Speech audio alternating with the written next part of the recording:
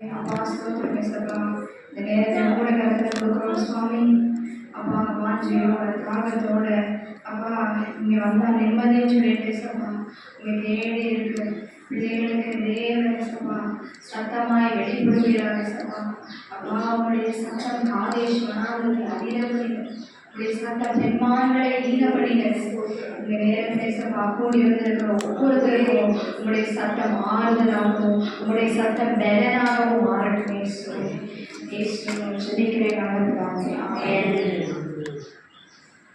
எடுத்துக்கொள்ளலாம். லூக்கா 8ஆம் அதிகாரம், லூக்கா 8ஆம் அதிகாரம்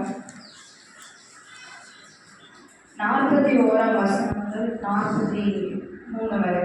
அப்பொழுதே ஜெபஆலய தலைவனாகிய எபிரி என்னும் பேருள்ள ஒருவன் வந்து இயேசுவின் பாதத்தில் விழுந்து 12 வயதுள்ள தன்னுடைய ஒரே குமாரத்தி மரண அவஸ்தையாய் இருந்தபடியால் தன் வீட்டிற்கு வரும்படி அவரை வேண்டிக் கொண்டார். அவர் போகையில் திரளான ஜனங்கள் அவரை நெருக்கினார்கள். அப்பொழுதே 12 வருஷமாய் பெரும்பாடுள்ளவளாய் இருந்த தன் ஆஸ்திகளை எல்லாம் வைத்தியர்களுக்கு செலவழித்தும் ஒருவனாலும் சொந்தமாகப்படாதிருந்த ஒரு ஸ்திரீ அவருக்கு பின்னாக வந்து அவருடைய வஸ்திரத்தின் ஓரத்தை தொட்டால் உடனே அவருடைய பெரும்பாடு நின்று போயிட்டு. எல்லாரும் வசனம் கேட்டீங்களா? வாசிச்சது விளங்குச்சா? எல்லாரும் வசனம் எடுத்துட்டீங்களா? இந்த இடத்துல நம்ம பார்க்கிறோம், ஏசப்பா ஒவ்வொரு ஊரா ஒவ்வொரு கிராமமா போய் ஏசப்பா வார்த்தையை பிரசங்கித்து கொண்டிருக்கிறார். அப்ப ஏசப்பா எந்த இடத்துக்கு போனாலும் என்ன நடக்கும்? நிறைய பேர் கூடி வருவாங்க. எதுக்காக? எனக்கு ஏதாவது அற்புதம் கிடைக்குமா, எனக்கு ஏதாவது சுகம் கிடைக்குமா, என் வாழ்க்கையில ஒரு மாற்றம் தலைவன் என்ன தெரியுமா? ஜெப ஆலய தலைவன். ஜெப ஆலய தலைவன்னா ஒரு பாஸ்டரோ இல்லை சபை ஊழியரோ கிடையாது. ஜெப ஆலய தலைவன் அப்படின்னு சொல்லும் போது சபையில சின்ன சின்ன காரியங்களை வேதம் வாசிக்கிறது, சபையில இருந்து ஜெபம் நடத்துறது, இப்படிப்பட்ட சில பொறுப்புகள்ல அந்த யூத சமயத்தில் அமைந்தவர்கள்ல சில பேர் உண்டு. ஆசாரியர்கள் கிடையாது, ஜெப ஆலய தலைவர்கள் அப்படிங்கும் போது சபையில ஊழியத்துல ஆலயத்துல பொறுப்பா இருக்கக்கூடிய ஒருத்தாங்க. அப்போ வந்து அவங்களுக்கு வந்து ஒரு நல்ல மதிப்பு உண்டு, நல்ல ஒரு கனம் உண்டு, அவங்களுக்கு ஒரு நல்ல பொசிஷன் உண்டு. அப்போ அவர் என்ன பண்றாரு, பிள்ளைக்கு உடம்பு சரியில்லை அப்படின்னு போது பிள்ளையை விட்டுட்டு அவர் எவ்வளோ தூரம் டிராவல் பண்ணி வந்தாருன்னு நீங்க பைபிள்ல போடல, ஆனா ஆண்டவரை தேடி வர்றாரு. யூஸ்வலாகவே பார்த்தோம்னா ஆண்டவர் இருக்கிற இடத்துல எப்பவுமே கூட்டமா இருக்கும். ஆண்டவர் இருக்கிற இடத்துல எல்லாரும் வந்து, ஏன்னா எல்லாருக்கும் தேவை உண்டு. எனக்கு சுகம் கிடைக்குமா, எனக்கு ஏதாவது கிடைக்குமான்னு எல்லாரும் வந்து இருப்பாங்க. அதுல எப்படியோ நுழைச்சு யார் வந்துட்டா? எவீரும் வந்துட்டாரு. அப்போ இதுல நம்ம பார்த்தோம்னா அவருடைய பிள்ளை வந்து இறந்து போகிற சூழ்நிலை, அவர்கள் வழியே தெரியல. அந்த நம்ம பைபிளை நல்லா வாசிச்சீங்கன்னா தெரியும், யூதர்கள் ஏசப்பாவை ஏற்றுக்கொள்ளல. அதுவும் ஜெப ஆலயத்துல உள்ளவங்க ஆசாரியர்கள் இவங்கெல்லாம் என்ன பண்ணாங்க? ஏசப்பாவை கொலை செஞ்சதே யாருதான்? யூதர்கள். அப்ப அப்படிப்பட்ட யூதர்கள்ல இவர் இப்படி வந்தாருன்னு தெரிஞ்சா என்ன நடந்திருக்கும்? எவ்வளவு எதிர்ப்பு, எவ்வளவு பிரச்சனைகள் மத்தியில பரவாயில்ல, என்ன ஆனாலும் பரவாயில்லன்ட்டு இன்னைக்கு யாரு என்ன ஆனாலும் பரவாயில்ல நான் ஆலயத்துக்கு வந்திருக்கீங்க. நான் பிரச்சனையின் மத்தியில, கஷ்டத்தின் மத்தியில, என்ன நெருக்கத்தின் மத்தியில யார் இந்த எவீர் வந்தாரு? இந்த நேரத்துல சூழ்நிலை ரொம்ப மோசமா இருக்கு. இப்படி காரியத்தை சொன்ன உடனே தன் வீட்டிற்கு வரும்படி அவரை வேண்டிக் கொண்டான். அவர் போகையில் திரளான ஜனங்கள் அவரை நெருக்கினார்கள். அப்ப யார் வரா? அப்பொழுது 12 வருஷமாய் பெரும்பாலுள்ளவர்களாய் இருந்து தன் ஆஸ்திகளை எல்லாம் வைத்தியர்களுக்கு செலவழித்தும் ஒருவனாலும் சொந்தமாக்கப்படாத இருந்த ஒரு ஸ்திரீ. இவருக்கே பிரச்சனை. இவர் வீட்டுக்கு கூட்டிட்டு போனா வரும்போது யார் நடுவில் வரா? பெரும்பாடு உள்ள ஸ்திரீ. இன்னைக்கு நம்ம வாழ்க்கையில நம்ம ஒண்ணு கேட்டிருப்போம், இசப்பா எனக்கு இது வேணும், இது நடக்கணும், என் வாழ்க்கையில இது மாறணும். அப்போ நடுவில் ஒருத்தர் வந்து நன்மையை பெற்றுக்கொள்ளும் போது எப்படி இருக்கும்? பெரும்பாடு உள்ள ஸ்திரீ வர நடுவுல வந்து ஏசப்பாவோட வஸ்திரத்தை தொடுறாங்க. தொட்ட உடனே சுகம் கிடைச்சிருச்சு.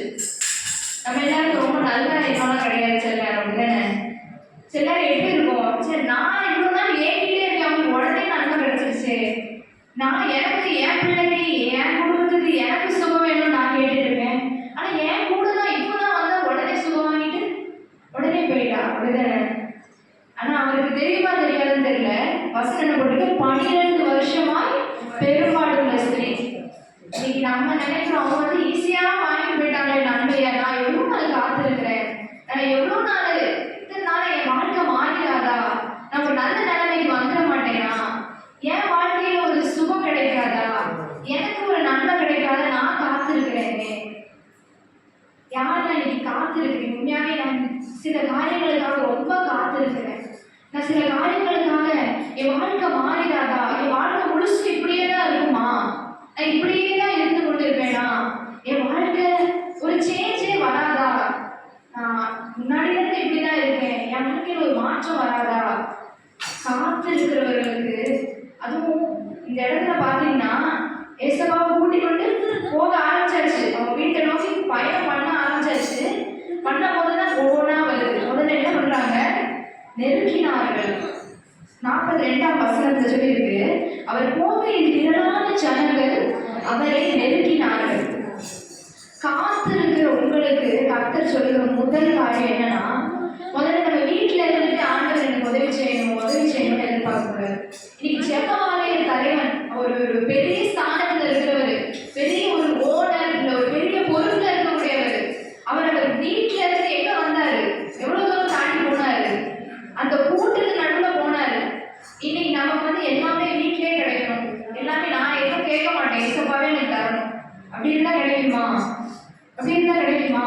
நான் ஆண்டவரை எவ்வளவு தேடணும். சும்மா எல்லாமே ஈஸியா கிடைச்சிருமா? இன்னைக்கு ஒரு வேலைக்கு போறோம், இந்த உலகத்துல ஒரு காரியம்னாலே நமக்கு ஈஸியா எதுவுமே கிடைக்காது, நமக்கு பிரயாசப்பட்டாதான் கிடைக்கும் அப்படிதானே? அப்ப இன்னைக்கு ஆண்டவர் சமூகத்துல ஆண்டவர் கொடுக்காத தேவனா, எது கேட்டாலும் கொடுப்பார். ஆனா என்ன பண்ணணும்? ஆண்டவரை தேடி வரணும். வீட்டுக்குள்ளே உட்கார்ந்து அன்னைக்கு அந்த சூழ்நிலை யோசிச்சு பாருங்க. நம்ம வீட்டுல இப்படி ஒருத்தர் நமக்கு க்ளோஸா இருக்க ஒருத்தர் இப்படி மரணத்துல இருக்காங்க, போன் பண்ணி ஒருத்தவங்களை கூப்பிடுவீங்களா? நீங்க பாட்டு பிள்ளைய விட்டுட்டு போவீங்களா? அவருக்கு பிள்ளைய கூட விட்டுட்டு அவ்வளவு தூரம் வந்திருக்காரு. யோசிச்சு பார்த்தேன், ஆச்சரியமா இருந்துச்சு. அப்போ பிள்ளைய விட்டுட்டு அவர் எவ்வளவு தூரம் ஏசப்பாவை தேடி கண்டிப்பா சுகம் கிடைச்சிருன்ற ஒரு விசுவாசத்தோட அவர் பிரயாணப்பட்டு வந்திருக்காரு. எத்தனை நாள் பிரயாணப்பட்டு வந்தாரோ, திரும்பி போக எவ்வளவு நேரம் ஆச்சோ அதெல்லாம் எனக்கு தெரியல, பைபிள்ல சொல்லப்படல. ஆனா இன்னைக்கு நீங்க உட்கார்ந்து இருக்க சூழ்நிலை இருந்து எழுந்து போங்க, ஆண்டவர் கிட்ட சேரணும். ஆண்டவர் கிட்ட போனாதான் அற்புதம், ஆண்டவர் கிட்ட போனாதான் உங்க வாழ்க்கையில ஒரு மாற்றம் நடக்கும். இன்னைக்கு எனக்கு மாறணும், என்ன சூழ்நிலைகளோ, இன்னைக்கு என்ன வேணும், இப்ப இந்த நேரத்துல உங்களுக்கு என்ன ஒரு விஷயம் உங்க மனசுல இருக்குதோ, காத்து இருக்கிறீங்களோ, அந்த காரியத்தை நீங்க வைத்து கொண்டு ஆண்டவரை விட்டு சேருங்க. இன்னும் என்ன பண்ண முடியும்? இன்னும் அவர்கிட்ட போகிறதுக்கு என்னதான் பண்ண முடியும்? அவர்கிட்ட போறதுக்கு என்னதான் பண்ணிருப்பாங்க? கூட்டத்துல எல்லாரும் தள்ளிவிட்டு முன்னாடி போயிருப்பாங்க. என்னதான் பண்ண முடியும்? கொஞ்சம் தள்ளுங்களேன். யாருக்கெல்லாம் ஒரு ஜெபஆலய தலைவன் கூட்டத்துல அவர் மதிச்சிருப்பாங்களா? ஆனாலும் தன்னுடைய நிலைமையிலிருந்து தாழ்த்தி, இன்னைக்கு நான் இத்தனை வருஷம் விசுவாசி, நானும் சர்ச்சுக்கு இத்தனை நாள் வாரேன், இத்தனை வருஷம் வாரேன், அந்த மேட்டிமையாகவும் இருக்கா? நம்மளை தாழ்த்தணும். நானும் ஏசப்பா எல்லாரும் போலதான், நானும் சாதாரண மனுஷன் தான் ஏசப்பா, எனக்கும் இரண்டுங்க ஏசப்பா. இன்னைக்கு ஒருவேளை நம்ம பக்கத்துல இருக்கவங்களுக்கு அற்புதம் நடந்திருக்கலாம், இன்னைக்கு நமக்கு தெரிஞ்சவங்களுக்கு நடந்திருக்கலாம், ஏன் ஆண்டவரை தெரியாதவங்களுக்கு கூட இன்னைக்கு அற்புதம் நடந்திருக்கலாம். அவங்க வாழ்க்கையில் அவ்வளவு நல்லா இருக்காங்க, நல்லா சம்பாதிக்கிறாங்க, நல்லா பொருட்கள் வச்சிருக்காங்க, நல்லா அவங்க வாழ்க்கை நல்ல சுகமா இருக்காங்க. ஆனா என் வாழ்க்கையில மாற்றி பிரச்சனைகள், ஒண்ணு போனா இன்னொன்னு. நான் காத்துக்கிட்டே தான் இருக்கேன், வாழ்க்கை ஃபுல்லா நான் காத்து கொண்டு இருக்கேன். அப்படி இருக்கிறவங்களுக்கு கர்த்தர் சொல்றாரு, நீ என் பக்கத்துல வா, நீ என்னை தேடி வா. ஆண்டவர் நமக்காக அங்க வந்துட்டாரு. இன்னும் பக்கத்துல யார் போகணும்? நீ நம்ம தான் போகணும். இன்னும் ஏசப்பா விட்டு தூரமா இருக்கீங்களா? எல்லாம் வேணும், ஆனா ஏசப்பா விட்டு தூரமா இருக்கீங்களா? இன்னும் முன்னாடி வாங்க. முன்னாடி வரும்போது பிரச்சனைகள் வரலாம், நெருக்கி நம்மளை சூழ்ந்து வரலாம். அப்போ ஏசப்பா இன்னைக்கு ரட்சிப்பை கொடுக்கும்படியாக, சுகத்தை கொடுக்கும்படியாக, உங்க வாழ்க்கையை புரட்டி போடும்படியாக இன்னைக்கு ஏசப்பா உங்க வீட்டை தேடி வந்து கொண்டு இருக்கிறார். ஏசப்பா உங்க வீட்டுக்கு நடைய ஆரம்பிச்சாச்சு. என்ன சொல்லுது வசனம்? அப்பொழுது தன் வீட்டிற்கு மறுபடி அவரை வேண்டிக் கொண்டான். அவர் போகையே, ஏசப்பா இப்ப வந்துட்டு இருக்காங்க. யார் வீட்டுக்கு சொல்லுங்க? ஏசப்பா என் வீட்டை தேடி வந்துட்டு இருக்காங்க. பக்கத்துல இருக்கவங்களை பார்த்து சொல்லலாமா? ஏசப்பா என் வீட்டை தேடி வந்துட்டு இருக்காங்க. ஏசப்பா என் வீட்டை தேடி வந்துகிட்டு இருக்காங்க. நீங்க எத்தனை பேர் விசுவாசிக்கிறீங்க? ஏசப்பா எனக்கு நன்மை செய்யும்படி வந்துகிட்டு இருக்காரு. இன்னும் கொஞ்ச நாள்ல, இன்னும் கொஞ்ச நேரத்துல, இன்னும் கொஞ்சம் மாசங்கள்ல எனக்கு ஏசப்பா கண்டிப்பா செய்வார். என்னோட எல்லாம் மாறும். நான் சாட்சியா நிற்பேன். ஏசப்பா வந்துகிட்டு இருக்காரு. கொஞ்ச நேரம் தான் தாமதிக்காரு, இனியும் தாமதிக்காரு. ஆண்டவர் உங்களுக்காக செய்ய அவர் வந்து கொண்டிருக்கிறார். இன்னொரு வசனத்தை வாசிக்கலாம். என்னாகமம் 17:2-4. என்னாகமம் 17ஆம் அதிகாரம் 2ஆம் வசனம் முதல் 4ஆம் வசனம் வரை.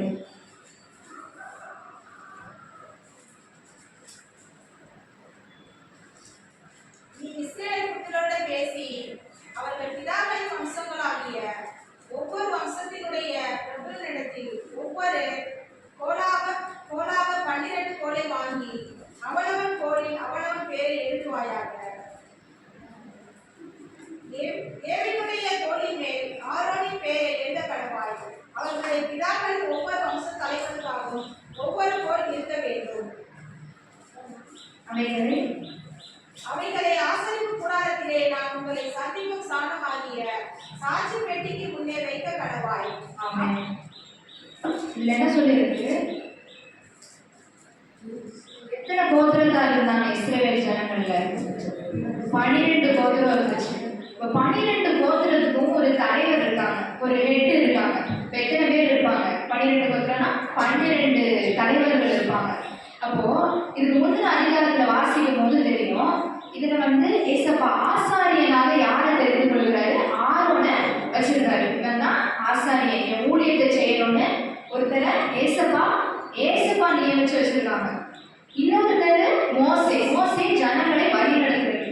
இந்த 2 பேர் தான் இஸ்ரவேல் ஜனங்களை அந்த வனாந்தரத்துல வழி நடத்திட்டு வராங்க. ஆண்டவருடைய வசனத்தெல்லாம் மக்களுக்கு சொல்லுகிறவர்களா இந்த 2 பேர் இருக்காங்க. ஆனா இவங்க யாரு நமக்கு சொல்ல, இவங்க சொல்லி நம்ம கேட்கணுமா அப்படின்னு சொல்லிட்டு என்ன பண்ணுது? ஒரு கூட்டம் இவங்களுக்கு எதிராக பேசுது. கிட்டத்தட்ட போன அதிகாரத்துல வாசிச்சீங்கன்னா 250 பேர் மேல இவங்கள்ட்ட பிரச்சனை பண்றாங்க. நீங்க தான் ரொம்ப ஆதிக்கம் காட்டுறீங்க, நீங்க ரொம்ப லீடர்ஷிப் எடுத்துக்கிறீங்க, நீங்க சொல்றதை கேட்க முடியாது. நீங்க சபைகள் அப்படி யார் மேலே யாரும் அப்படி எண்ணம் இருக்குதா? இவங்க தான் எல்லாமே பண்றாங்க, அப்படி எல்லா சபைகளும் இன்னைக்கு காணப்படுது. இவங்க தான் பெரிய இது பண்றாங்கப்பா, இவங்க சொல்றதை நான் கேட்கணுமா? ஆஸ்டர் சொன்னா கேட்கணும், இவங்க சொன்னா கேட்கணுமா? அப்படி இருக்கா? அன்னைக்கு மோசேயும் ஆரோனையும் கர்த்தரால் நியமிக்கப்பட்டவர்கள என்ன சொல்றாங்க? அவங்களுக்கு விரோதமா பேசுறாங்க. பேசின அன்னைக்கு என்ன நடந்துச்சு? பூமி 2ஆ வளர்ந்து ஒரு 3-4 பேரோட குடும்பம் அதுக்குள்ள போயிடுச்சு.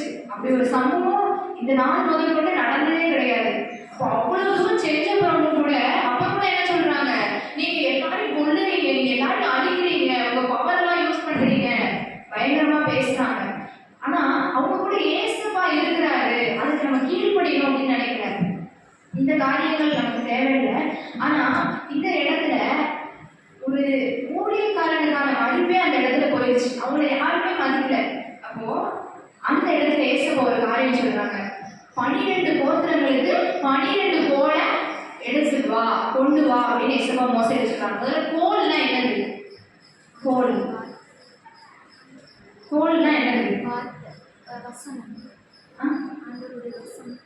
கோல்னா என்னது? ஆடு மேய்க்கிறவங்க வச்சிருப்பாங்க பார்த்துருக்கீங்களா?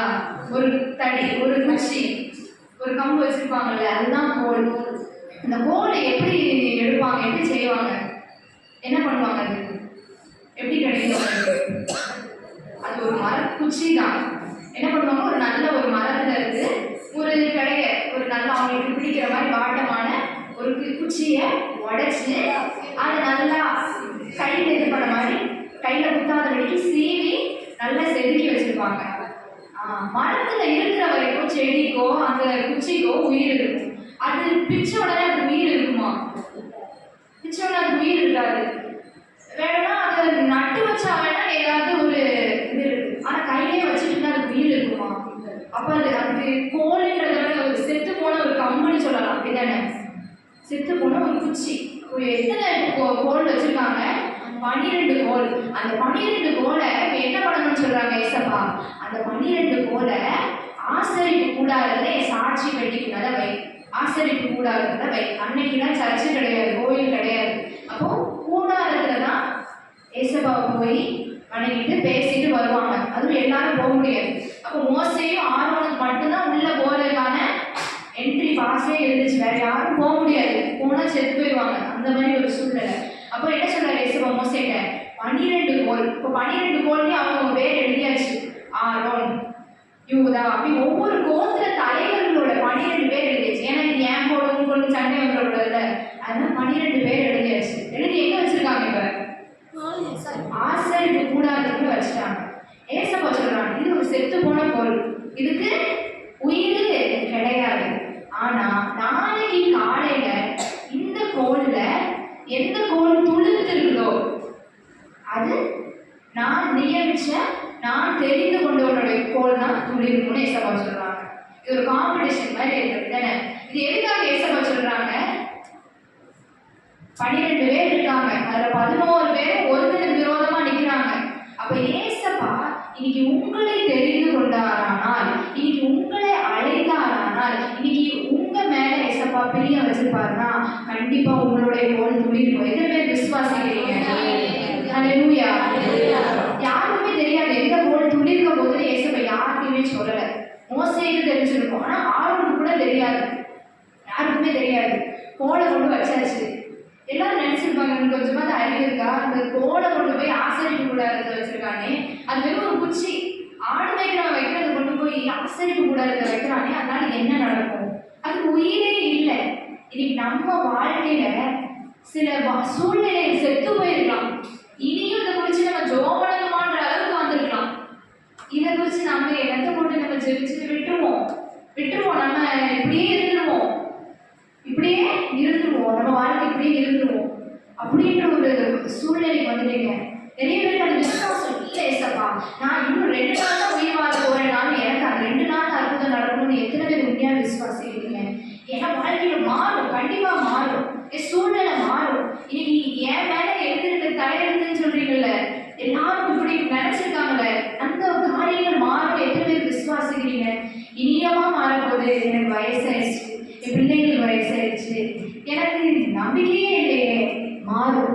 செத்து போன சாராளின் கர்ப்பத்துல ஒரு பிள்ளை பிறக்குமானால், செத்து போன அந்த உயிரில்லாத கோல் துளிர்க்குமானால், இன்னைக்கு கர்த்தர் உங்களுடைய வாழ்க்கையில, உங்க ஒவ்வொருத்தருடைய வாழ்க்கையில துளிர்க்க செய்வார். ஹல்லேலூயா, ஹல்லேலூயா. திரும்பி இந்த லூக்கா 8ஆம் அதிகாரத்துக்கு வருவோம். நடந்து போயிட்டே இருக்கும்போது முதல்ல என்ன பிரச்சனை வந்துச்சு? எல்லாரும் நெருங்கினாங்க. கூட்டமா இருந்தாலே வண்டி நகர்றது கஷ்டம் தானே. மழை பெஞ்சா டிராஃபிக் இருந்தா வண்டி நகர்றது கஷ்டம் தானே. அதே மாதிரி தான் இப்போ அவ்வளோ கூட்டம், அவங்க போறது மெதுவாயிட்டே இருக்கு. போய் அவர் என்ன யோசிச்சிட்டே இருப்பாரு, கொஞ்சம் சீக்கிரம் போனாவது சீக்கிரம் என் பிள்ளை இது பண்ணிடலாம், கொஞ்சம் சீக்கிரம் அவர் மனசுல இவர் எதுவுமே பேசல. ரொம்ப ஆச்சரியமா இருக்கு, இவரோட குணம் ரொம்ப நல்லா இருக்கு. எத்தனை பேரோட குணம் இந்த யவீரோ போல இருக்கு.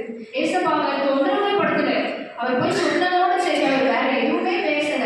ஏசப்பா நீங்க என்ன டைம் வேஸ்ட் பண்ணிட்டு இருக்கீங்க, இப்படி போய் நான் கூப்பிட்டு இருக்கேன், நீங்க நடுவில் இன்னொருத்தருக்கு ஹெல்ப் பண்ணிட்டு இருக்கீங்க அப்படி சொல்லவே இல்லை. அவர் எதுவுமே சொல்லல, அவர் வாட்டில் நடக்கிறத பார்த்துக்கிட்டே இருந்தாரு. சில நேரம் நம்ம காக்க வைக்கிறது நம்மளை கஷ்டப்படுத்துறதுக்கு இல்லை, நம்மளை பொறுக்க வைக்கிறது நம்மளை வேதனைப்படுத்துறதுக்கு இல்லை, நம்மளுடைய பொறுமையும் விசுவாசத்தையும் ஏசப்பா பரிச்சிப்பார். இவன் என்ன இது கொண்டு போனாலும் பொறுமையா இருக்கானா, இல்ல ஏதாவது ஒண்ணு பண்ணிட்டா போங்க ஏசப்பா நான் நீ வரல, நீ போங்க ஏசப்பா நான் இன்னி ஜோபடல, என்னத்தை ஜெபிச்சுனா என்னத்தை கண்டேன் அப்படிதான் வாயில வருதா? இல்ல நான் ஜெபிச்சுட்டேன் இனி ஆண்டவர் பார்த்துப்பார் அப்படின்னு சொல்றீங்களா? சில சூழ்நிலைகள் நம்மள வாய் நிறைய பேச வைக்கும். ஏசப்பா சோதரம், ஏசப்பா சோதரம். எத்தனை பேர் அப்படி சொல்றீங்க? அவங்களோட சூழ்நிலைகள் உங்களை சோதரம் சொல்ல வைக்கிறா, இல்லைன்னா ஆத்திரத்துல பேசுறீங்களா? இன்னைக்கு அந்த எவீரோட வாழ்க்கையில நெருங்கினாங்க, பிரயாணம் மெதுவா போயிட்டு இருக்கு. 2வது அந்த ஸ்திரீ வேற வந்தா, அந்த ஸ்திரீ கிட்ட அடுத்து ஆண்டவர் பேசிக்கிட்டே இருக்காரு. அந்த வசனம் நீங்க வாசிக்கும் போது தெரியும், அவளுக்கு சுகம் கிடைச்சிச்சு. யாரு என்ன தொட்டான்னு ஏசப்பா கேட்கிறாங்க. அப்ப என்ன கூட்டமும் நின்றுச்சு. நடந்து போயிட்டே இருந்தாங்க, என்னாச்சு? நின்றுட்டாங்க. நின்று இப்ப யார் அந்த ஸ்திரீ அப்படின்னு கண்டுபிடிக்க நின்றுட்டாங்க. அவர் நினைச்சு போச்சு, நம்ம வந்ததே வேஸ்ட், வீட்டிலே இருந்துருக்கணும் அப்படின்னு நினைச்சிருப்பாரு அவரு. எத்தனை பேர் நினைக்கிறேன் சர்ச்சுக்கு வந்ததே வேஸ்ட், நம்ம பேசாட்டி வீட்டில் இருந்துருக்கலாம். நம்ம ஜெபத்துக்கு வந்தது, நான் வந்து என் வீட்டில் பிரச்சனை நடந்துட்டு நான் வீட்டிலே இருந்துருக்கலாம். வந்து அங்கே இப்படிதான் நடந்துருக்கலாம், அங்கேயே இருந்திருக்கலாம், நான் வேற எங்கேயாவது போயிருக்கலாம். சர்ச்சுக்கு வந்து என்னத்தை கண்டேன், இல்லை என்ன மாறுச்சு, ஒண்ணுமே மாறலையே அப்படிதான் அந்த எவ்வளவு நினைச்சாலும் என்னவோ தெரியல. அவர் இயேசுவை பாட்டு என்ன பேசிட்டு இருக்காரு, அந்த வசனங்களை திரும்பி வாசிங்க. 45ஆம் வசனத்துல அப்பொழுது இயேசு என்னை தொட்டது யார் என்று கேட்டார். எங்களுக்கு தெரியாது என்று எல்லாரும் சொன்னபோது பேதுரும் அவனுடன் கூட இருந்தவர்களும், ஐயரே, திரளான ஜனங்கள் உம்மை சூழ்ந்து நெருங்கிக் கொண்டிருக்கிறார்களே, என்னை தொட்டது யார் என்று எப்படி கேட்கிறீர் என்றார்கள். அதற்கு இயேசு, என்னிலிருந்து வல்லமை புறப்பட்டதை அறிந்திருக்கிறேன். கிட்டத்தட்ட ஒரு 4 வசனத்துக்கு ஏசப்பா பேசுறாரு. இதுல 4 வசனம், அந்த இடத்துல எவ்வளவு நேரம் ஆச்சோன்னு நமக்கு தெரியல. அவரு எவ்வளவு பொறுமையான காத்து இருந்திருப்பாரு. எப்படி அந்த செத்து போக கிடக்குறா, இன்னும் அவர் வரல, எப்படி இருக்கும்? நீங்க வந்து என்னை கூப்பிட வரீங்க, இது ஒரு காரியமா எனக்கு என்னாலதான் உங்களுக்கு ஒரு காரியம் ஆக வேண்டியதுன்னு வச்சுக்கோங்க. நான் இந்த இருங்க நான் ட்ரெஸ் சேஞ்ச் பண்ணிட்டு வரேன், இருங்க நான் தலைவாரிட்டு வரேன். கோபம் வருமா வராதா, எரிச்சல் வருமா வராதா? ஒரு 5 நிமிஷம் இருங்க ஒரு 5 நிமிஷம் தண்ணி குடிச்சிட்டு வந்துடுறேன் சொன்னா எப்படி இருக்கும்? இந்த நேரத்துல ஒண்ணுமே பேசல, எதுவுமே பேசல. அவரு ஒரே பொண்ணா, எனக்கு பாஷை தெரியும், அவருக்கு ஒரே பொண்ணு, சின்ன பிள்ளை. அதுவும் பிள்ளைகள் அப்பா கிட்ட ரொம்ப பாசமா இருக்கும். அந்த அப்பாவுக்கு உள்ள எப்படி இருந்திருக்கும், என் பிள்ளைக்கு அங்க என்ன நடக்குதோ தெரியல, என்ன ஆகுதோ தெரியல. எத்தனை பேர் சர்ச்சுக்கு வந்தப்புறமும் என் வீட்டுல என்ன நடக்குதுன்னு தெரியல, என் வாழ்க்கையில எப்படி என்ன நடக்குன்னே தெரியல, அப்படி எத்தனை சிந்தனைகள் ஓடி கொண்டு இருந்திருக்கு. ஆனா உண்மையாவே ஆண்டவரை விசுவாசிக்கிறவங்க என்ன தெரியுமா பண்ண மாட்டாங்க, ஆண்டவர் பக்கத்துல இருக்கும்போது வேற எதுவுமே யோசிக்க மாட்டாங்க. என்ன போனாலும் பரவாயில்ல, என்ன ஆனாலும் பரவாயில்ல, என் ஆண்டவர் அப்படியே விட்டுருவாருங்க, என் ஆண்டவர் அப்படி விட்டுருவாரா?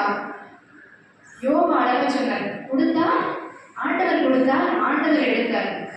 அப்படி உங்களால சொல்ல முடியுமா? ஐயோ எடுத்துறாதீங்க, நீங்க கொடுங்க, எடுத்துறாதீங்க, உங்களுக்கு பிரியமானதை எடுன்னு சொல்ல முடியுமா உங்களால? இன்னைக்கு சில நினைவுகள் உங்களை பாரப்படுத்தும் போது ஏசப்பான்னு சொல்லிட்டு அந்த நினைவுகளை கொஞ்சம் மறந்து இருக்க முடியுமா?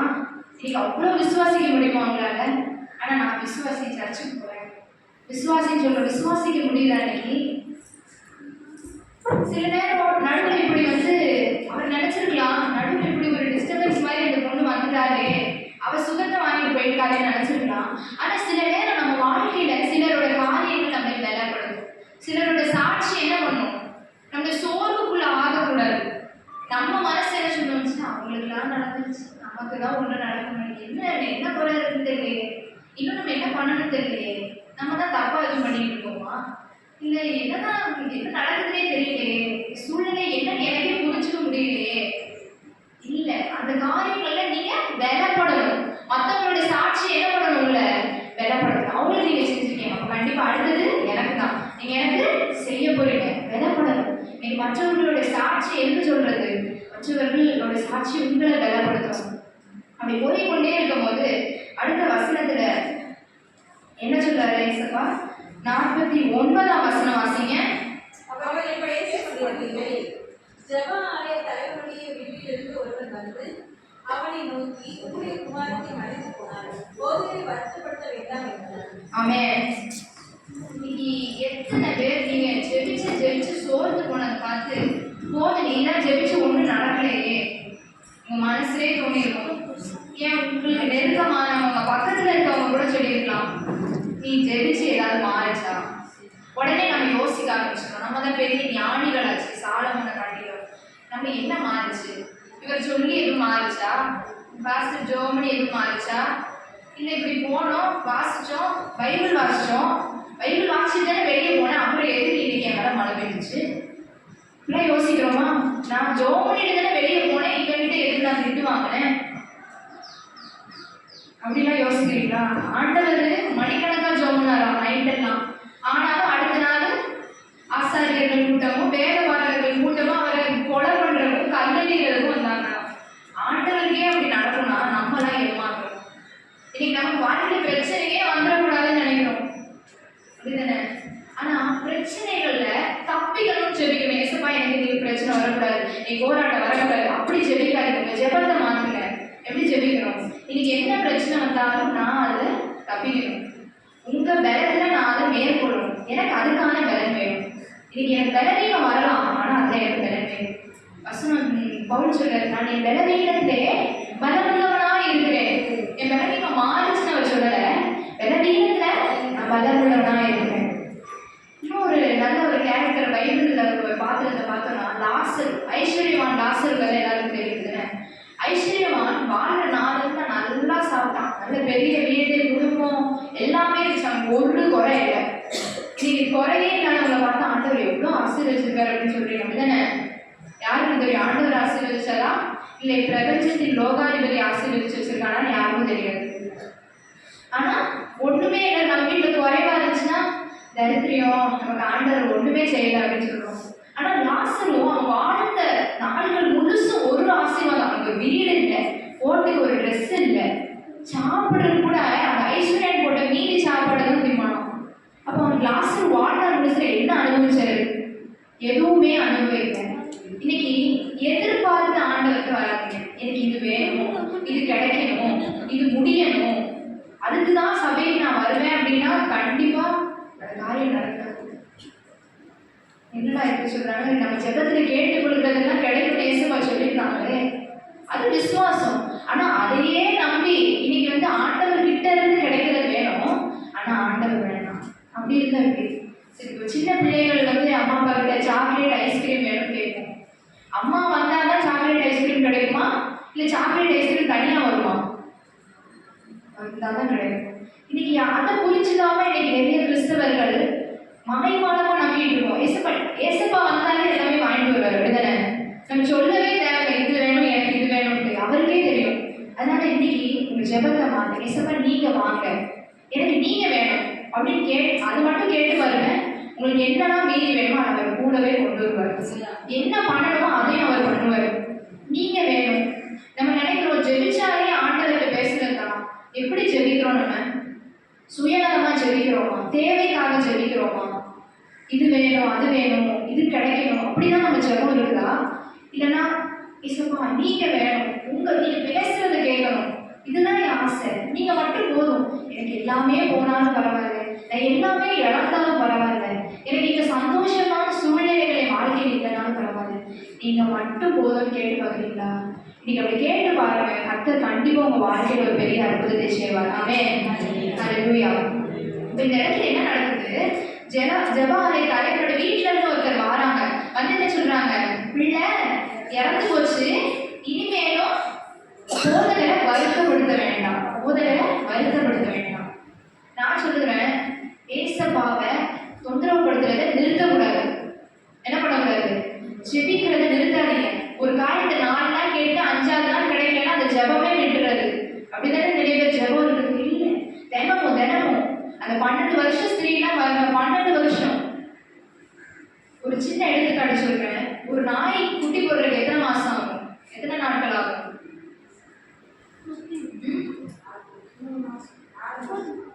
2 மாசம், 2-3 மாசம் ஆகும்.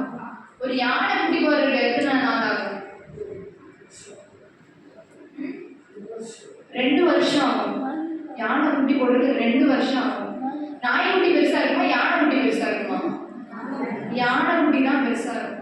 இன்னைக்கு நீங்க எவ்வளவு நாள் காத்திருக்கிறீங்களோ, உங்களுடைய காத்திருப்பு நாட்கள் அதிகமா இருந்துச்சுன்னா உங்களுக்கு கிடைக்கிறது பெருசா இருக்கும். இப்ப சொல்லுங்க, நான் காத்திருக்க போறீங்களா, இல்ல எனக்கு இப்பவே வேணும் அப்படின்னா நாய்க்கு தான் கிடைக்கும். அது மாதிரி சின்னதா தான் கிடைக்கும். இன்னைக்கு நீங்க பெருசா காத்திருந்தீங்கன்னா, இன்னைக்கு நான் ரொம்ப காத்திருக்கிறேன், எல்லாரும் கூட இல்ல, கண்டிப்பா ஆண்டவர் பெரிய காரியத்தை செய்வார். ஹல்லேலூயா. எத்தனை பேர் விசுவாசிக்கிறீங்க? எனக்கு பெருசா ஆண்டவர் செய்வார், எனக்கு பெரிய காரியத்தை செய்வார், எனக்கு பெரிய ஆளா மாற்றுவார். இன்னைக்கு நான் இருக்கிறது போல அல்ல, இப்போ நான் இருக்கிற சூழ்நிலையை பார்க்காதீங்க, ஒரு ராத்திரி போதும் அவருக்கு எல்லாத்தையும் மாற்ற. அந்த கோடை எத்தனை நாள் வச்சாங்க? ஆசிரியர் கூட இல்ல, ஒரு ராத்திரி. ஒரு செடியை வச்சாலே அது வர்றதுக்கு சில மாசங்களோ சில வருஷங்களோ ஆகும். ஆனா அந்த இடத்துல வாசிங்க, என்ன ஆகும்? 17:8 வாசிங்க. மறுநாள் என்ன ஆகும்? 17:8. மறுநாள் மோசே சாட்சியின் கூடாரத்துக்குள் பிரவேசித்த போது, இதோ லேவியின் குடும்பத்தாருக்கு இருந்த ஆரோனின் கோல் துளிர்த்திருந்தது. அது துளிர்விட்டு பலனை கொடுத்தது. ஆமென். ஹalleluya. ஒரு வாழை மரம் காய்க்கிறது எவ்வளவு நாள் ஆகும்? ஒரு நாள் அது மண்ணில் வச்சாலே அது பல மாசங்கள் ஆகும், வருஷங்கள் கூட ஆகும். ஆனா ஒரு ராத்திரியில வெறும் குச்சியில இருந்து அது செடி வந்துருச்சான், வாதுமை பூ பூத்துருச்சான், வாதுமை பழங்களை கொடுத்துருச்சான், பூ பூத்து காய் காய்ச்சி பழம் வந்துருச்சான். ஒரு ராத்திரி போதும். இன்னைக்கு உங்க வாழ்க்கையை மாத்துறதுக்கு ஆண்டவருக்கு எத்தனை நாள் வேணும்? ஒரு நொடி பொழுது போதும், ஒரு ராத்திரி போதும். நேற்று நான் எப்படி இருந்தேன், எப்படி இருக்கேன்னு ஆண்டவர் உங்களுக்கு சொல்ல வைப்பாரு. ஆமென். ஹalleluya. எல்லாரும் விசுவாசிக்கிறீங்க, என் வாழ்க்கை மாறும். நான் இன்னைக்கு இருக்கிறது போல நான் நாளைக்கு இருக்க மாட்டேன். ஆமென். நாளைக்கு நான் என் இயேசுவை உயரத்துல கொண்டு போய் வைப்பார், என்னை மேன்மையாய் வைப்பார். நான் எல்லாத்தையும் கைவிட்டு நிற்க போறதில்லை, எனக்கு கீழே ஆண்டவர் நின்று வைப்பார். ஆமென். ஹalleluya. இன்னைக்கு நம்ம விசுவாசத்துல தான் இருக்கு. நீங்க எவ்வளவு விசுவாசிக்கிறீங்க? இன்னைக்கு நம்ம விசுவாசத்தை குறைச்சி நம்மளை வேதனைக்குள்ளாக்கி நம்மளை கஷ்டப்படுத்தணும்ன்றது யாரோட எண்ணம்? பிசாசோட எண்ணம். அதுக்கு அவன் என்னனாலும் பண்ணுவான். பத்தியா, ஆண்டவர் உனக்கு செய்யாம அவனுக்கு செய்யறாரு. பத்தியா, ஆண்டவர் எப்படிலாம் அவனை கொண்டு போறாரு, ஈஸியா அவனுக்கு வந்துருக்கலாம் தானே. இன்னும் நிறைய இடத்துல பாத்தீங்கன்னா ஆண்டவர் வீட்டுல இருந்தே சொல்லுவாரு, இங்க இருந்தே சொல்லுவாரு, வீட்டுல அற்புதம் நடக்கும். ஆனா இந்த இடத்துல அப்படி நடக்கல. கொஞ்சம் தூரம் ஏசப்பா நடக்க வைக்கிறாரு. அவரோட யாரோட இருப்பாரு? அபியூர் நடந்து வராரு, இயேசுவோட. அப்போ இன்னைக்கு பிரச்சனைகள் போராட்டம் வரலன்னா நீங்க ஏசப்பாவோட நடக்க மாட்டீங்க. நீங்க பாட்டு உங்க வேலை உண்டு, என் சோழி வந்து ஆண்டவர் நீ பின்னாடி வரணும் அப்படின்னு சொல்லிட்டு போயிருவீங்க. அப்படிதானே? இன்னைக்கு பிரச்சனைகள், இல்ல சில காத்திருப்புகள், சில போராட்டங்கள் நம்ம என்ன பண்ணணும்? ஏசப்பாவோட இன்னும் கிட்டி சேர பண்ணணும். நம்ம ஜெப நேரத்தை அதிகரிக்கும். ஆண்டவருக்கு நமக்கும் இருக்க அந்த அன்பின் உறவை சீர்படுத்தும். இல்ல நான் பிரச்சனைகள் அப்படியே உட்கார்ந்துருவேன், அதையே யோசிச்சுட்டு இருப்பேன். இல்ல, நீ ஜெபிக்க ஆரம்பி. நீ ஜெபிக்க கொஞ்ச நேரம், எடுத்த உடனே 1/2 மணி நேரம் 1 மணி நேரம் ஜெபிக்கணும் இல்லை. ஒரு நாள் 2 நிமிஷம் ஜெபிச்சு ஆரம்பிங்க. அதையே தொடர்ந்து வைக்கணும். என்ன பண்ணணும்? டெய்லி ஜெபிக்கணும், தொடர்ந்து ஜெபிக்கணும். போக போக உங்களுக்கே தெரியாம நேரம் கூடும், ஆண்டவர்கிட்ட பேசுறது கூடும். ஜெபிங்க, பாட்டு பாடுங்க, வேத வாசிங்க. ஆண்டவர் உங்களோட பேசுவார். ஆண்டவர் சில காரியங்களை வெளிப்படுத்துவார். நீ இப்படி பண்ணி, இதை பண்ணு, இதை பண்ணாத, இங்க போ, உனக்கு நான் இதை செய்வேன். ஆண்டவர் வெளிப்படுத்துவார். இன்னும் ஆண்டவரை வீட்டு சேருங்க. தனியா ஜோமன தனியாதான் என்னால பெறப்பட முடியல, சபைக்கு வாங்க. எத்தனை ஆராதனைகள் நடக்குது, எத்தனை ஜெபங்கள் வாரம் முழுசும் நடக்குது. ஜெபத்துல கலந்து கொண்டாதான் கூட்டுல என்ன உண்டு? பலம் உண்டு.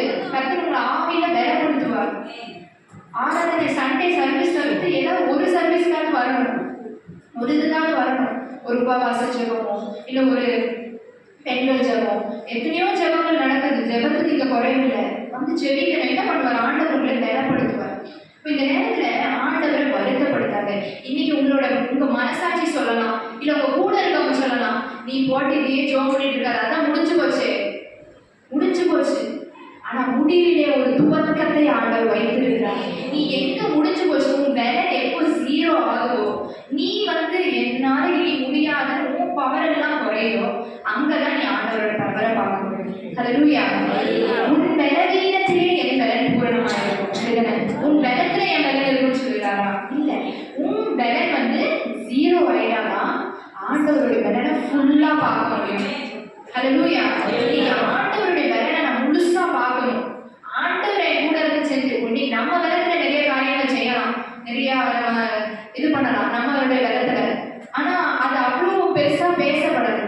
ஆனா ஆண்டவர் செய்யும் போது ஆண்டவர் செய்யற காரியங்கள் இயற்கைக்கு அப்பாற்பட்டதுதான் நடக்கும். இப்படி ஒரு காரியம் யார் வாழ்க்கையில நடந்திருக்காது. இன்னைக்கு நீங்க கேளுங்க, என் வாழ்க்கையில நடந்தது யார் வாழ்க்கையில நடந்திருக்க கூடாது. அப்படிப்பட்ட சாட்சி எனக்கு வேணும். என் வாழ்க்கை நடந்தது யார் வாழ்க்கையும் நடந்திருக்க கூடாது.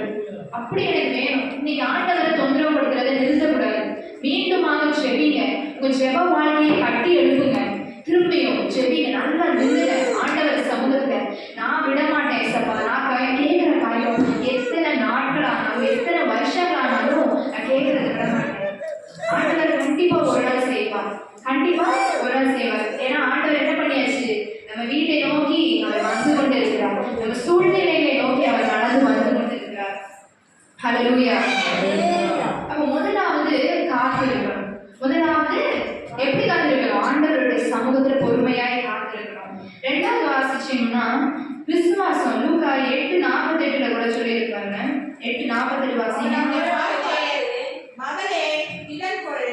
உன் விசுவாசம் உன்னை ரட்சித்தது, சமாதானத்தோட போ என்றார். ஹல்லேலூயா. அப்போ அவனுக்கு சுகம் கிடைச்சதோட காரணம் என்ன? அவரோட விசுவாசம். அப்ப இதெல்லாம் யாவையும் பார்த்து கொண்டே இருக்கிறார். அப்போ நம்மளும் விசுவாசிக்கணும் அப்படின்னு அவர் நினைச்சிருப்பாரு. அடுத்தது இவர் காரியத்தையும் சொல்வார் பாருங்க. 49 வாசிங்க. அவர் இப்படி பேசிக் கொண்டிருக்கையில் ஜெப ஆலய தலைவனுடைய வீட்டிலிருந்து ஒருவன் வந்து அவனை நோக்கி, உம்முடைய குமாரத்தி மரித்து போனால் போதகரை வருத்தப்படுத்த வேண்டாம் என்றார். இயேசு அதை கேட்டு, பயப்படாதே, விசுவாசம் உள்ளவனாய் இரு, அப்படி இவர் ரட்சிக்கப்படுவார் என்றார். ஆமென். ஹல்லேலூயா. விசுவாசம் உள்ளவனாய் இரு. இன்னைக்கு உங்க விசுவாசத்தை தடைப்படுகிற எல்லா காரியத்தையும் நீங்க அகற்றி போடணும். அது ஒரு மனுஷனா இருந்தாலும் சரி, ஒரு பொருளா இருந்தாலும் சரி, அது உங்க விசுவாசத்துக்கு உங்களுக்கு தடையா இருக்கா, அதை நீக்கி போடணும். ஆண்டவருக்குள்ள நீங்க நிக்கிறதுக்கு எந்த விஷயம் தடையா இருக்கோ, அது மனுஷனா இருந்தாலும் பரவாயில்ல. நீங்க மனுஷன் வருத்தப்படக்கூடாது, இவங்க எது நினைச்சிடக்கூடாது, நம்ம மனுஷனை பிரியப்படுத்த பார்க்கிறோம். ஆனா இன்னைக்கு நம்மளால நிக்க முடியாது. ஏன்? அவங்க நம்ம கூட இருக்கனாலதான். இன்னைக்கு நம்ம கூட எல்லாரும் நம்மளோட டிராவல் பண்ணி வர முடியாது. எல்லாரும் நம்மவும் அவங்களுக்கு ஒரே தரிசனங்கள் இருக்காது. நம்ம மேல வச்ச திட்டங்கள் வேற, மற்றவங்க மேல இருக்க திட்டங்கள் வேற. எல்லாரும் ஆவிக்குரிய நபர் தான். இல்ல, அவங்களுக்கு ஒரு ஆவிக்குரிய தரிசனம் இருக்கும், உங்களுக்கு ஒரு ஆவிக்குரிய தரிசனம் இருக்கும். அப்ப என்ன பண்ணணும்? மற்றவங்களே சார்ந்து இருக்கக்கூடாது. நீங்க எனக்கு ஜெபம் பண்ண, நான் உங்களுக்கு ஜெபம் பண்றேன். இல்ல, ஜெபிக்கலாம், தப்பு இல்லை. ஆனா என்ன பண்ணணும்? யாரும் சார்ந்து இருக்கணும். உங்க விசுவாசம் இன்னைக்கு யாரால கெட்டு போகுது? இன்னைக்கு உங்க விசுவாசம் எதனால இப்படி ரொம்ப வீக்கா இருக்கு? இதுல பாத்தீங்கன்னா ஏசப்பா அவரோட வீட்டுக்கு போறாரு. வீட்டுக்கு போயிட்டு 53 54 வசனத்தை வாசிங்க. அவர் மரித்து போனாள் என்று அவர்கள் அறிந்ததினால் அவரை பார்த்து நகைத்தார்கள். எல்லாரையும் அவர் வெளியே போக பண்ணி அவருடைய கையை பிடித்து, பிள்ளையை எழுந்திரி என்றார். ஆமென். இன்னைக்கு மரித்து போன வீட்டுல நிறைய பேர் இருக்காங்க. இதுல மரிச்சு போனாலே அந்த வீட்டுல நிறைய பேர் கூடி வருவாங்க, அழுகுறது உண்டு. ஏசப்பா சொல்றாரு, அவ மரித்து போகல, நித்திரையா இருக்காங்க. அவங்கள சிரிக்கிறாங்க, அவ தூங்கிட்டு இருக்காங்க. செத்து போனா எங்களுக்கு தெரியும், நீங்க வந்து என்கிட்டே கதை சொல்றீங்களான்னு ஏசப்பாவை கேட்கிறாங்க. ஏசப்பாவுக்கு நமக்கு தான் ஐயோ இறந்து போயிட்டாங்க, அவர்கள் தான் ஒரு லேசான காரியம். தூங்குறது போலதான், அவ்வளவுதான். அதோட தான் அவர் கம்பேர் பண்றாரு. இன்னைக்கு அப்படி சொல்றோம் எப்படிதான், அப்படி சிரிக்கிற கூட்டங்கள் தான் நம்ம கூட இருக்குது. இன்னைக்கு அப்படிப்பட்ட நபர்கள், அப்படிப்பட்ட காரியங்கள், அப்படிப்பட்ட சிந்தை உங்களுக்குள்ள இருந்துச்சுன்னா அது என்ன பண்ணாரு ஏசப்பா? எல்லாரையும் அவர் வெளியே